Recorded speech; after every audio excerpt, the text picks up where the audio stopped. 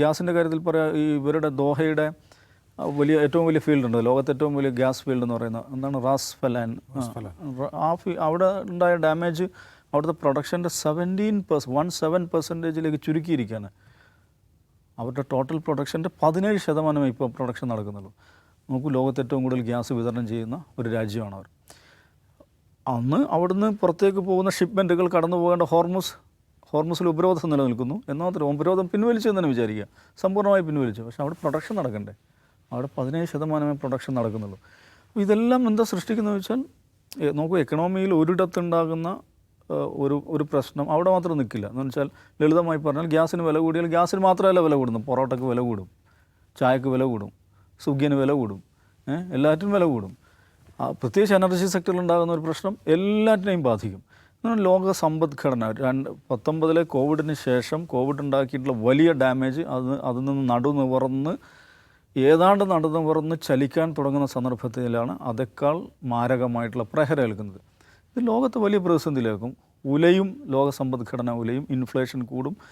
Even റിസഷനെക്കുറിച്ച് വരെ നമ്മൾ ഭയക്കണം, ഒരു ഗ്ലോബൽ റിസഷനെക്കുറിച്ച് നമ്മൾ ഭയക്കണമെന്നാണ് വേൾഡ് ബാങ്കിൻ്റെ ഒഫീഷ്യൽ കമ്മ്യൂണിക്കയിൽ പറയുന്നത്. എന്ന് പറഞ്ഞാൽ അലമ്പാവുകയാണ്. ആരാണ് ഇതിന് ഉത്തരവാദി? എന്താണ് ഇതിന് കാരണം?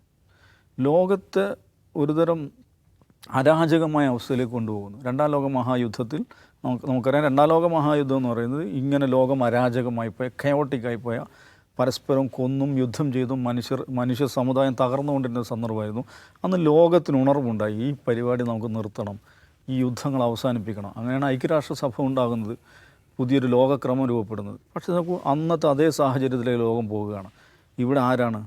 ലോകം ഒന്നാം ലോക മഹായുദ്ധത്തിലോ രണ്ടാം ലോക മഹായുദ്ധത്തിലോ സംഭവിച്ചതുപോലെ രാഷ്ട്രങ്ങൾ പരസ്പരം പോരടിക്കുകയല്ല. ഈ രണ്ട് തമ്മാടി രാഷ്ട്രങ്ങൾ, ഇസ്രായേൽ എന്ന് പറയുന്ന ഒരു രാജ്യത്തിന് വേണ്ടി, ഒരു കൃത്രിമ രാജ്യത്തിന് വേണ്ടി അമേരിക്ക എന്ന് പറയുന്ന ഒരു സൂപ്പർ പവർ ലോകത്തെ മുഴുവൻ ബുദ്ധിമുട്ടിച്ചുകൊണ്ടിരിക്കുകയാണ്, ലോകത്തെ മുഴുവൻ തകർത്തുകൊണ്ടിരിക്കുകയാണ്, ലോകത്തെ മുഴുവൻ ഡിസ്റപ്റ്റ് ചെയ്തുകൊണ്ടിരിക്കുകയാണ്.